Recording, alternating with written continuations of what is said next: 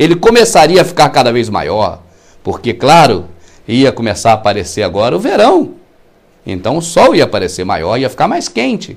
Eles viam como se fosse o nascimento do Deus Sol. É o solstício de inverno, em 24 de dezembro no hemisfério norte. Esse nascimento do Deus Sol era relacionado a Tamuz, filho de Nimrod, o Deus Sol. Por isso, eles comemoravam esse Natal. Era o nascimento do Deus Sol. Era comemorado com bacanal, com cumilança, com glutonaria, com tudo em que é condenável, com tudo de terrível que possa se imaginar.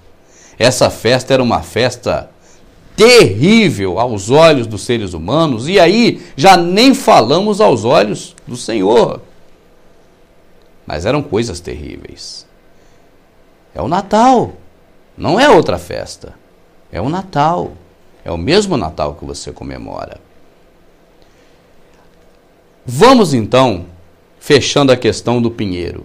O pinheiro de Natal era, na verdade, o simbolismo de Tamuz, que havia nascido do tronco podre da árvore, a qual Semíramis o encontrou ali morto quando ele foi assassinado.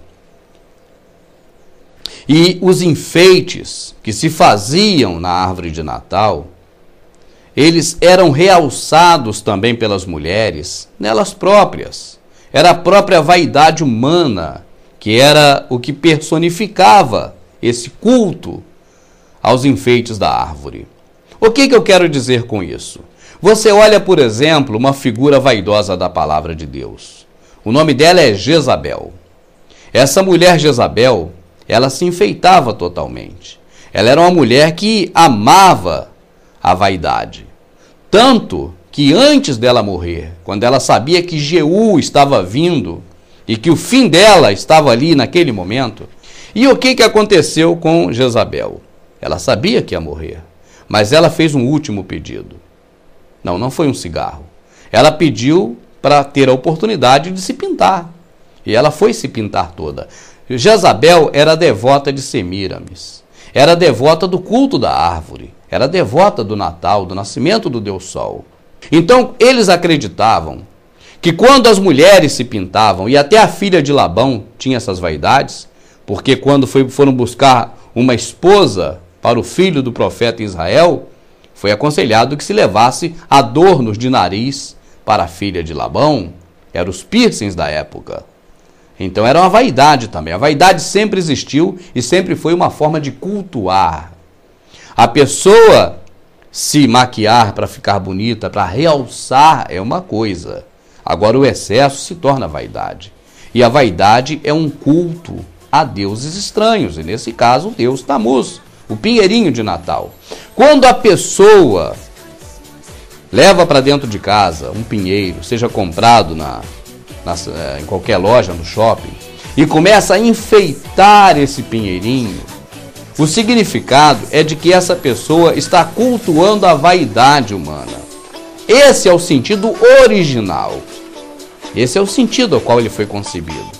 Então, a árvore de Natal, condenada por Jeremias, a árvore de Natal que Jerubaal contendeu contra ela, a árvore de Natal que significa o nascimento do Deus Sol, a qual sobre ele é feita as festas de bacanal, e que acontecem coisas terríveis como as sacerdotisas bebendo sêmen dos homens que ali estão, e coisas mais horrendas e horrendas que você pode imaginar. E todas essas coisas terríveis ligadas também ao culto da árvore. Então aqui você está sabendo da verdade oculta. Nós vamos seguir porque ainda não acabou.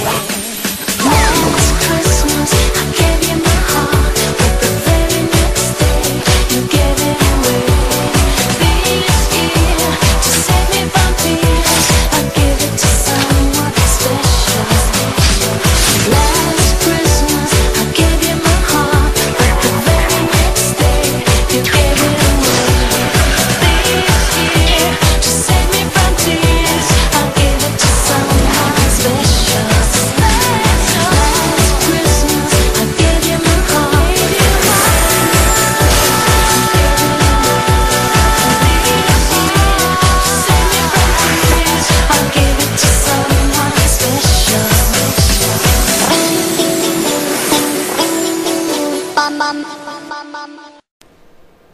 E neste último segmento nós vamos aqui então enfocar a questão da festa em si.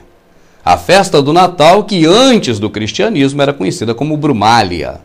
Brumália era uma festa em que o principal homenageado era Tamuz, na figura do deus Baco. E então aconteciam-se as glutonarias e também os bacanais. Essa festa da Brumália, que ocorria dia 25 de dezembro, ela era o ponto máximo de uma outra festa, a festa ao templo de Apolo, feito já pelos romanos antes do cristianismo.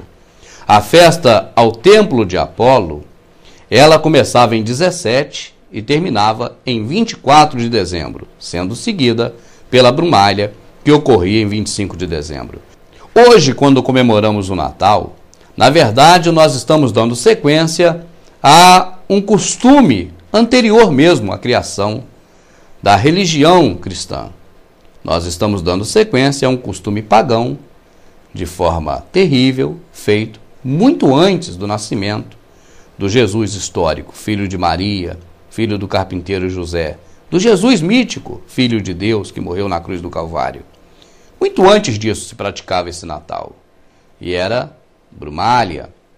Hoje, quando nós aproveitamos o Natal para uma reunião social com os amigos e com os familiares, e achamos que por isso o Natal então tem seu lado bom, e devemos dizer assim: não, eu não pratico nada daquilo. Olha, o que eu faço agora é uma reunião saudável com meus amigos, com meus irmãos, com meus parentes. Eu digo a você, meu amado, que de qualquer forma,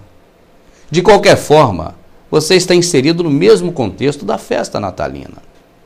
É a mesma festa de Natal, não é outra. Então, se é uma ocasião para reunir os familiares, para ter uma comunhão, por que não faz em outra época?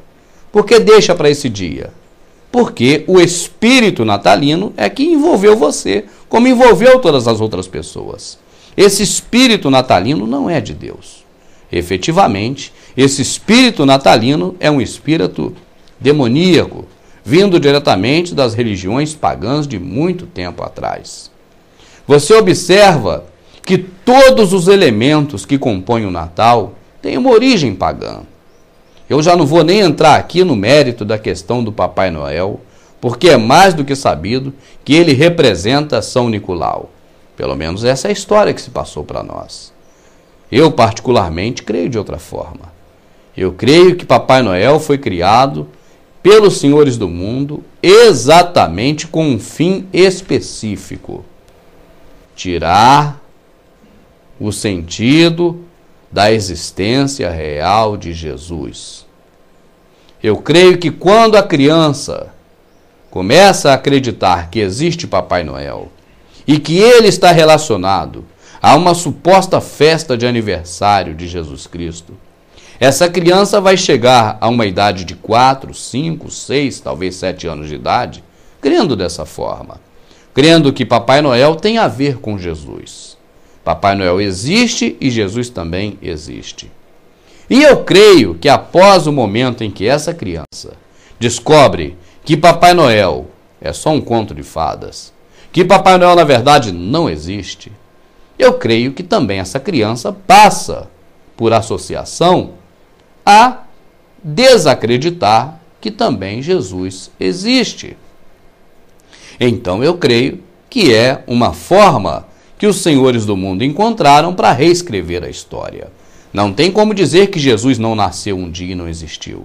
Então, associa-se a Jesus uma segunda figura, mas uma figura mentirosa.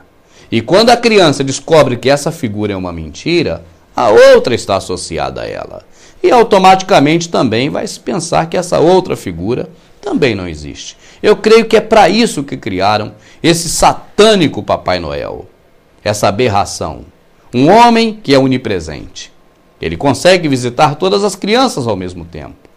Ele consegue descer por todas as chaminés e deixar presentes ao mesmo tempo. Então ele é onipresente. Ele consegue fazer o milagre da multiplicação. Porque o saco do Papai Noel é de brinquedo, nós já sabemos, essa é uma piada velha. O Papai Noel não tem filho porque o saco é de brinquedo. Essa é uma piada velha.